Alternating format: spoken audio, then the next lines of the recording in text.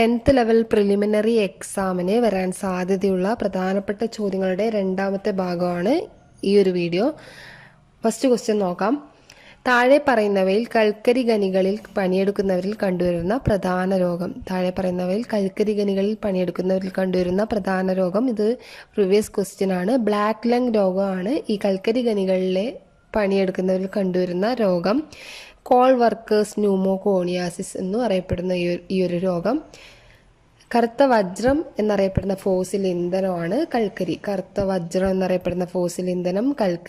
കൽക്കരിയിലെ പ്രധാന ഘടകങ്ങൾ കാർബണും ഹൈഡ്രജനുമാണ്. അപ്പോൾ ഈ കൽക്കരി ഖനികളിൽ പണിയെടുക്കുന്നവരിൽ കണ്ടുവരുന്ന പ്രധാനപ്പെട്ട രോഗമാണ് ബ്ലാക്ക് ലങ് രോഗം. ഇതിന്റെ മറ്റൊരു പേരാണ് call workers ന്യൂമോകോണിയാസിസ്.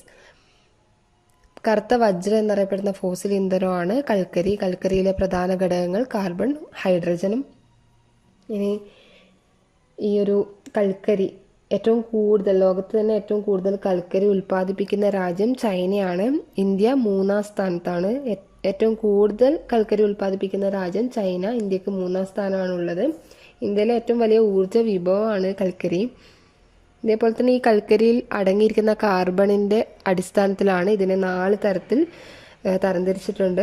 Anthracite, bituminous, lignite, Pete, ഇങ്ങനെ 4ആയിട്ടാണ് തരംതിരിച്ചിരിക്കുന്നത്.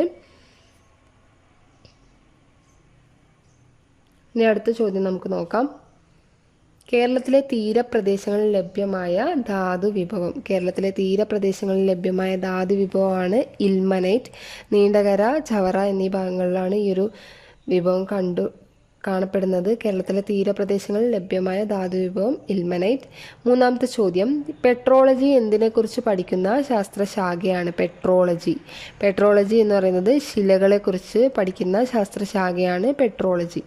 അടുത്ത ചോദ്യം.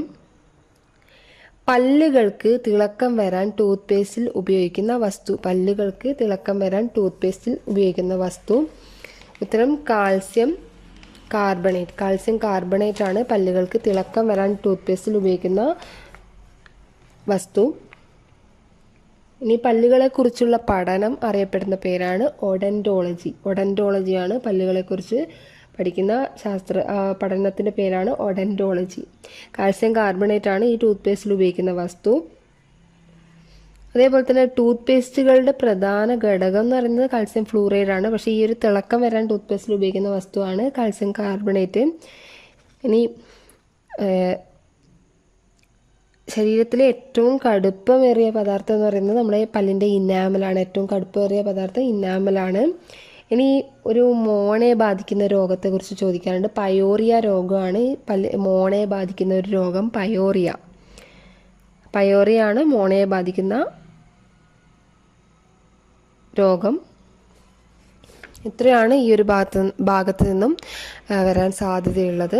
അടുത്ത ചോദ്യം നോക്കാം. രക്തം കട്ട പിടിക്കാൻ ആവശ്യമായ വിറ്റാമിൻ വൈറ്റമിൻ കെ ആണ്. ഓപ്ഷൻ എ ആണ് രക്തം കട്ട പിടിക്കാൻ ആവശ്യമായിട്ടുള്ള വിറ്റാമിൻ. ഇനി വൈറ്റമിൻ കണ്ടെത്തിയത് കാസിമർ ഫങ്കാണ്. അതേപോലെ തന്നെ ഈ വൈറ്റമിനുമായി ബന്ധപ്പെട്ട് സാധാരണ ചോദ്യങ്ങൾ വരാറുണ്ട്. ഈ ഹോർമോണായി പ്രവർത്തിക്കുന്ന വൈറ്റമിൻ ഇ, അതേപോലെ തന്നെ കണ്ണിൻ്റെ ആരോഗ്യത്തിന് ആവശ്യമായിട്ടുള്ള വൈറ്റമിൻ എ ആണ്. അതേപോലെ തന്നെ ചൂടാക്കിയാൽ നഷ്ടപ്പെട്ടു പോകുന്ന വിറ്റാമിൻ സി ആണ്. പിന്നെ ഈ ഒരു വിറ്റാമിൻ്റെ അഭാവം മൂലം ഉണ്ടാകുന്ന രോഗങ്ങൾ ചോദിക്കാറുണ്ട്. ജീവകം എയുടെ അഭാവം മൂലം ഉണ്ടാകുന്നതാണ് നിശാന്തതയും സീറോഫ്താൽമിയയും.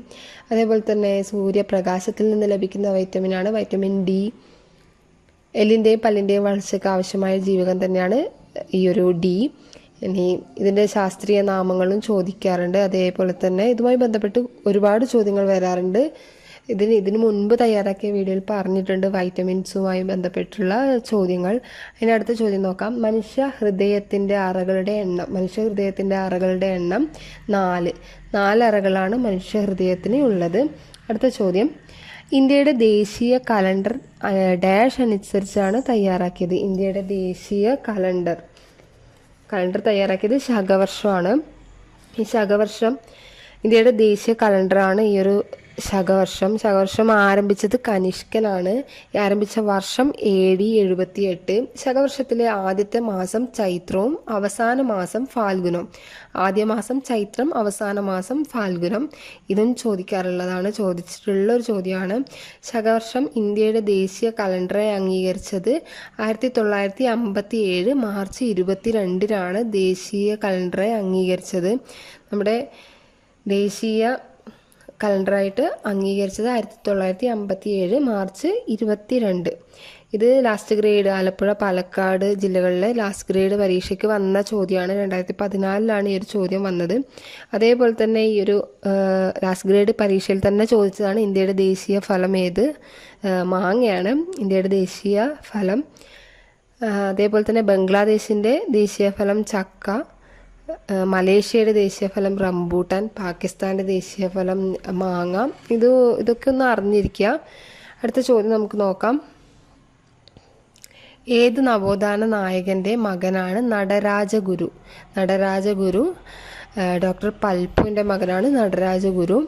അടുത്ത ചോദ്യം, മലയാള ഭാഷയുടെ വളർച്ചയിൽ നിർണായക സ്ഥാനം വഹിച്ച പുത്തൻ പാത എന്ന കൃതിയുടെ രചയിതാവ്.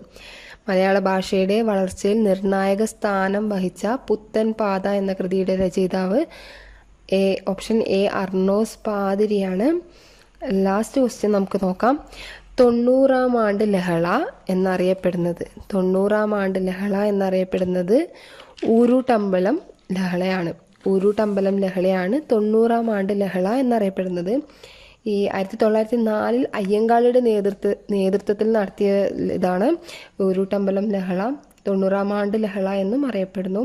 ഈ കർഷക തൊഴിലാളികൾ 1 വർഷം നീണ്ട തൊഴിൽ സമരം നടത്തി. അതേപോലെ തന്നെ വേതന വർധനയും പിന്നാക്ക സമുദായത്തിലെ കുട്ടികൾക്ക് സ്കൂളുകളിൽ പ്രവേശനം നേടുക എന്നതായിരുന്നു സമര ലക്ഷ്യം.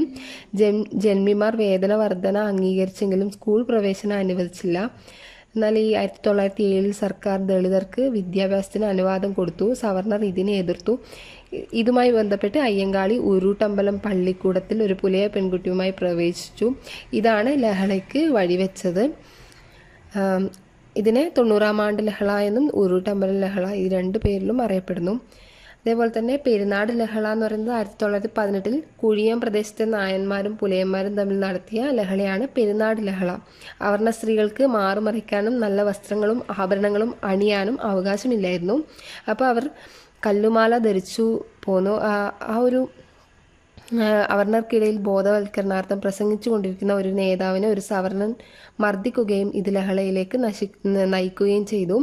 സ്ത്രീകൾ കല്ലുമാല ഉപേക്ഷിച്ചുകൊണ്ട് സമ്മേളനം ആരംഭിച്ചത് മൂലം ഇത് കല്ലുമാല ലഹള എന്ന് അറിയപ്പെടുന്നു. അപ്പം പെരുന്നാട് ലഹള തന്നെയാണ് കല്ലുമാല ലഹള എന്നും അറിയപ്പെടുന്നത്. ഈ ഒരു അവർണർക്ക് മാല ധരിക്കാൻ ആ ഒരു സ്വാതന്ത്ര്യം അതുമായി ബന്ധപ്പെട്ടാണ് കല്ലുമാല ലഹള എന്നും പെരുന്നാട് ലഹള അറിയപ്പെടുന്നു. ഇനി അതേപോലെ തന്നെ മാപ്പിള ലഹളയുടെ മറ്റൊരു പേരാണ് മലബാർ ലഹള. ബ്രിട്ടീഷുകാരുടെ ഭൂനികുതി പരിഷ്കരണത്തിലൂടെ ഭൂരഹിതരും ചൂഷിതരുമായ കുടിയാന്മാരാണ് ബ്രിട്ടീഷിനും ജന്മിമേധാവത്തിനുമെതിരെ കലാപം നടത്തിയത്. 1921 ആഗസ്റ്റ് മാസത്തിൽ തുടങ്ങിയ കലാപം 1922 ഫെബ്രുവരിയിലാണ് അവസാനിച്ചത്. ലാസ്റ്റ് ഈ ഒരു ശിപ്പായി ലഹള എന്ന് പറയുന്നത് മതപരമായുള്ള കാരണങ്ങൾ കൊണ്ട് നടന്ന ലഹളയാണ് ശിപ്പായി ലഹള. ശിപ്പായിമാർക്ക് തോക്കിൽ നിറയ്ക്കാൻ കൊടുക്കുന്ന വെടിയുണ്ടയുടെ വശത്തിന് മുകളിൽ പശുവിൻ്റെ കൊഴുപ്പാണ് തേക്കുന്നതെന്നും ഹിന്ദുക്കൾക്കിടയിലും പന്നിയുടെ കൊഴുപ്പാണ് എന്ന് മുസ്ലിങ്ങൾക്കിടയിലും പ്രചരിച്ചു. ഈ ഒരു കവചം കീറി വേണമായിരുന്നു വെടിയുണ്ട തോക്കിൽ നിറയ്ക്കാൻ. അപ്പം ഇത് അവരുടെ മതവികാരങ്ങളെ വ്രണപ്പെടുത്തി ഇത് ലഹളയ്ക്ക് തീ കൊളുത്തി. ഇതാണ് ശിപ്പായി ലഹളയ്ക്ക് കാരണമായത്. അപ്പോൾ 90-ാം ആണ്ട് ലഹള എന്ന് അറിയപ്പെടുന്നത് ഊരൂട്ടമ്പലം ലഹള, പെരുന്നാട് ലഹള, കല്ലുമാല ലഹള എന്നറിയപ്പെടുന്നു. മാപ്പിള ലഹള അഥവാ മലബാർ ലഹള, ശിപ്പായി ലഹള. ഈ 4 ലഹളകളും അതേപോലെ തന്നെ ഇതുമായി ബന്ധപ്പെട്ട വർഷങ്ങളും ചോദിക്കാൻ സാധ്യതയുണ്ട്. ഇതുമായി ബന്ധപ്പെട്ട കൂടുതൽ ക്ലാസ്സുകൾ അടുത്ത വീഡിയോയിൽ നൽകുന്നതാണ്. ഈ ഒരു വീഡിയോ നിങ്ങൾക്ക് എല്ലാവർക്കും ഇഷ്ടമായാൽ ചാനൽ സബ്സ്ക്രൈബ് ചെയ്യാൻ മറക്കരുത്. കൂടുതൽ വീഡിയോസിനായി ചാനൽ സബ്സ്ക്രൈബ് ചെയ്യുക. നിങ്ങളുടെ അഭിപ്രായങ്ങളും നിർദ്ദേശങ്ങളും താഴെ കമൻറ്റ് ബോക്സിൽ രേഖപ്പെടുത്തുക. Thank you.